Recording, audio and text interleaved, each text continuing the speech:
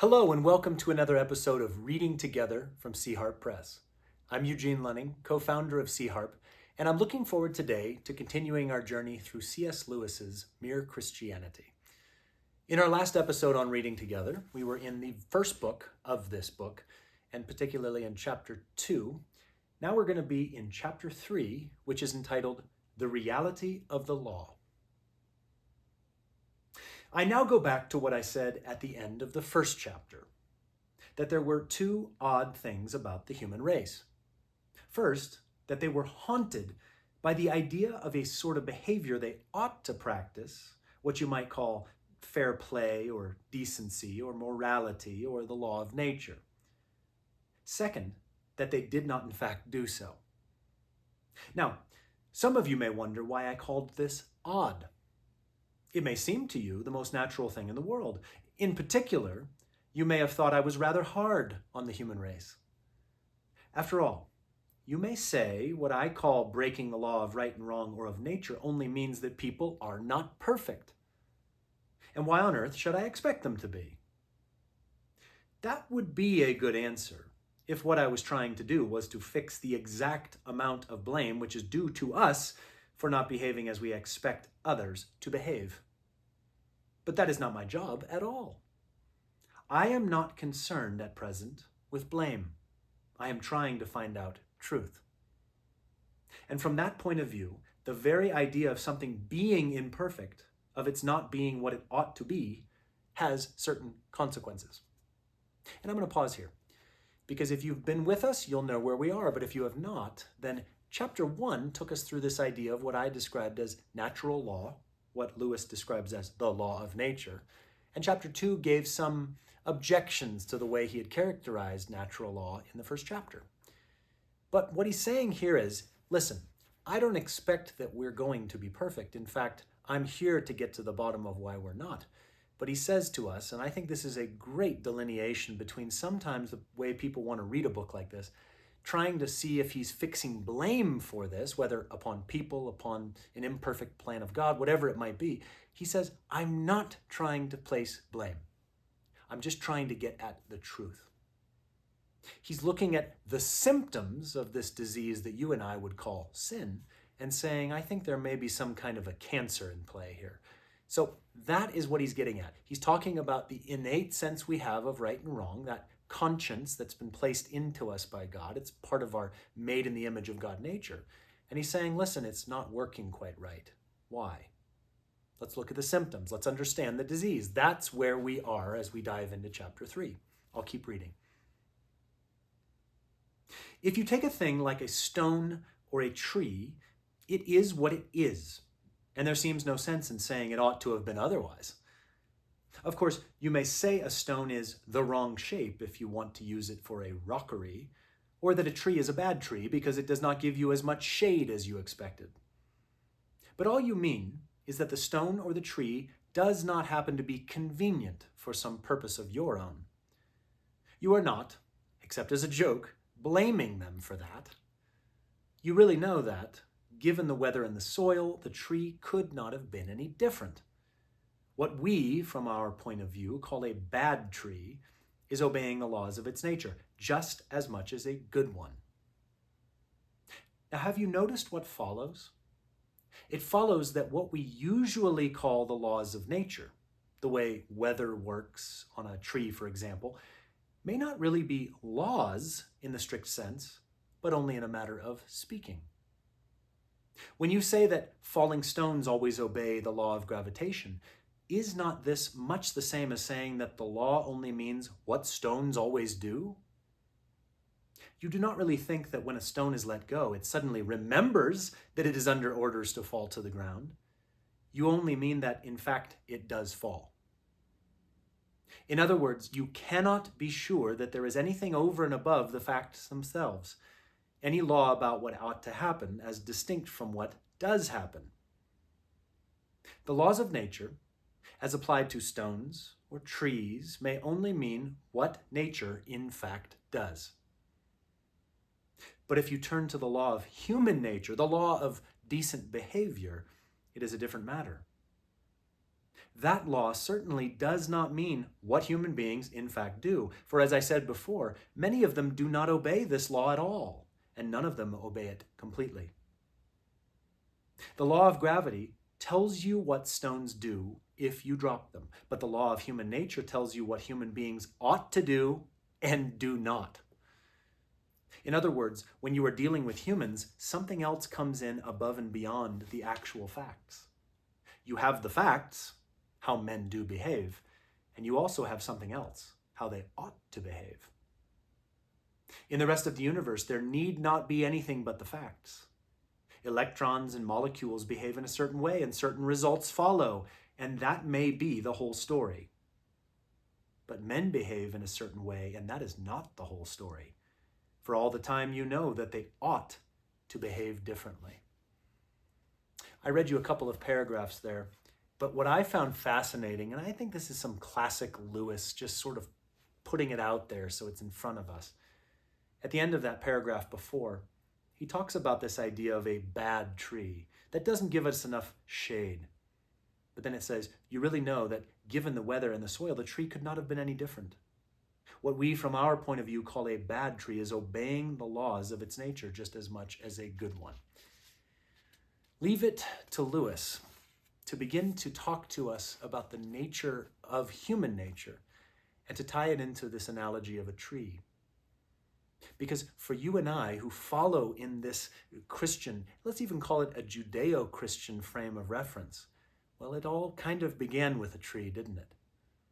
A tree of the fruit of the knowledge of good and evil, of that experience of actually being able to see the converse, the dark, to the perfection God had intended for us. So in the same way that a bad tree, based upon the weather, the soil, could not have turned out differently, friends, you and I, under the curse of, again, I'll use the word sin, cannot have turned out differently. There's a fundamental brokenness in us. Every part of, when you read Romans 7, for instance, where it describes the nature of humans prior to having any chance to know Jesus, rings true for us. What we want to do, we do not do, and what we try to do, we're not able to do. So I love that Lewis is sort of taking us down the garden path, and he sets before us a bad tree, a tree whose nature is unchangeable of itself. That's a perfect frame of reference for what you and I believe about the beginnings. I'll keep reading. Now, this is really so peculiar that one is tempted to try to explain it away. For instance, we might try to make out that when you say a man ought not to act as he does, you only mean the same as when you say that a stone is in the wrong shape, namely, that what he is doing happens to be inconvenient for you. But that is simply untrue. A man occupying the corner seat in the train because he got there first, and a man who slipped into it while my back was turned and removed my bag are both equally inconvenient. But I blame the second man and do not blame the first. I am not angry, except perhaps for a moment before I come to my senses, with a man who trips me up by accident. I am angry with a man who tries to trip me up, even if he does not succeed. Yet the first has hurt me, and the second has not. Sometimes the behavior which I call bad is not inconvenient to me at all, but the very opposite. In war, each side may find a traitor on the other side very useful. But though they use him and pay him, they regard him as human vermin. So you cannot say that what we call decent behavior in others is simply the behavior that happens to be useful to us. And as for decent behavior in ourselves, I suppose it is pretty obvious that it does not mean the behavior that pays. It means things like being content with 30 shillings when you might have got 3 pounds, doing schoolwork honestly when it would be easy to cheat, leaving a girl alone when you would like to make love to her, staying in dangerous places when you would rather go somewhere safe, keeping promises you would rather not keep, and telling the truth even when it makes you look a fool. And here, what I think Lewis is doing is starting to point us in the direction, and he'll unpack this over the course of many chapters, but pointing us in the direction of not only the externality, the things that we actually do, but the way internally we arrive at decisions or choices not to do certain behaviors. This will eventually be borne out entirely at the Sermon on the Mount. You have heard that it was said, but I say to you. Jesus looks humanity in the eye. He's completely honest about our brokenness. He's even almost more honest about our religious attempts to follow the way of God. And then he takes it inside. He points out the fact that even our impulses betray the hurtfulness of sin. So Lewis, again, is taking us on a journey, painting for us that tree. And then he's showing us the inwardness of even how we are conscious of someone wronging us or how we would wrong another. What he wants for us is to feel quite caught. And I think he's doing a pretty good job. I'll keep reading. Some people say that though decent conduct does not mean what pays each particular person at a particular moment, still, it means what pays the human race as a whole. And that consequently, there is no mystery about it. Human beings, after all, have some sense. They see that you cannot have any real safety or happiness except in a society where everyone plays fair. And it is because they see this that they try to behave decently. Now, of course, it is perfectly true that safety and happiness can only come from individuals, classes, and nations being honest and fair and kind to each other. It is one of the most important truths in the world. But as an explanation of why we feel as we do about right and wrong, it just misses the point. If we ask, why ought I to be unselfish? And you reply, because it is good for society, we may then ask, why should I care what's good for society except when it happens to pay me personally? And then you will have to say, because you ought to be unselfish, which simply brings us back to where we started. You are saying what is true, but you are not getting any further. If a man asked, what was the point of playing football? It would not be much good saying, in order to score goals. For trying to score goals is the game itself, not the reason for the game. And you would really only be saying that football was football, which is true, but not worth saying. In the same way, if a man asks, what is the point of behaving decently? It is no good replying, in order to benefit society.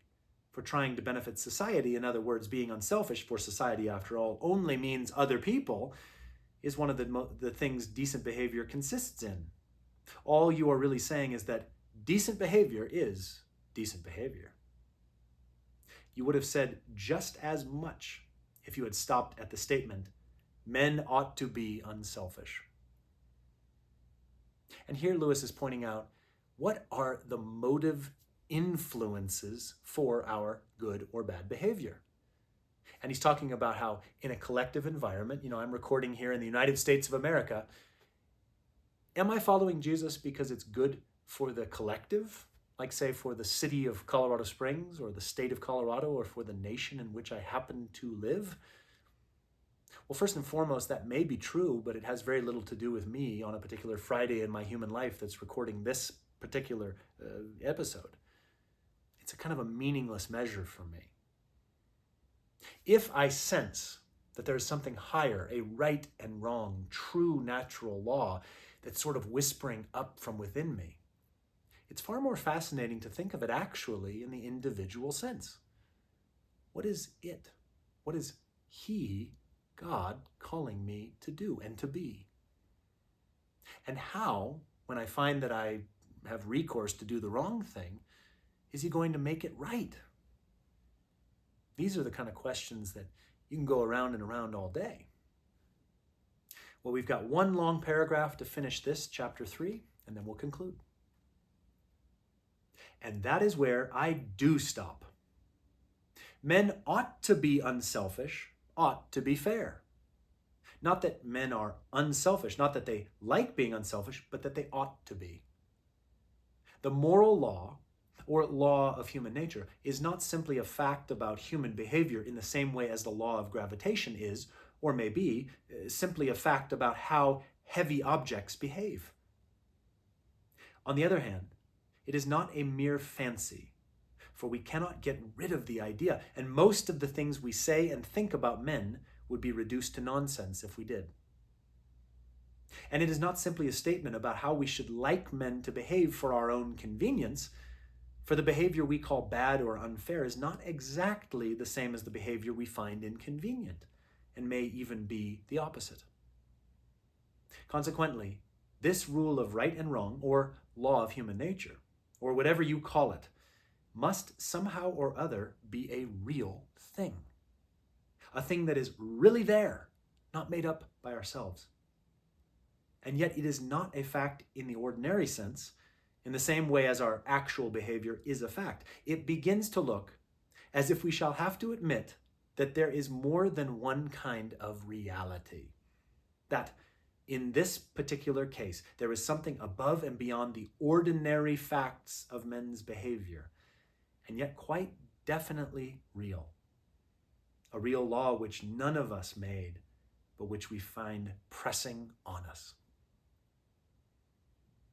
I love that Lewis brings us to this point of kind of yearning after the truth. Because remember he said before, I'm not after blame here, I'm after truth. He brings us to where it's almost like on the tip of our tongues what he's talking about. And then he says, we'll come back to it. Friends, you and I, if we know Jesus, have begun to do business with what he refers to here as almost a second reality. There is the initial reality, which was the intention of God, that we would walk in union with him, in perfect, intimate abiding with his person. And yet in came the fall, sin, brokenness, this separation that has divided us from the heart of God through all human history. But then comes Jesus, the one who was there in the garden, the one who has never ceased in his perfect good nature to love us, and who comes to acquaint us with the true reality that was the original intention of God, in which he has come to make fully available to us. Oh.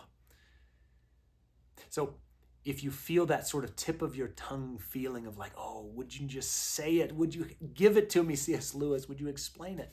Well, that's where he's going. But I love that he's beginning at the ground floor, and he's beginning to build up our understanding of the brokenness of our sense of the law of nature. So friends, thank you for joining me for sort of the density of this glorious deep thinking. I look forward to our next chapter in Book 1, and I hope you have enjoyed being with me in Chapter 3. Have a great and blessed rest of your day.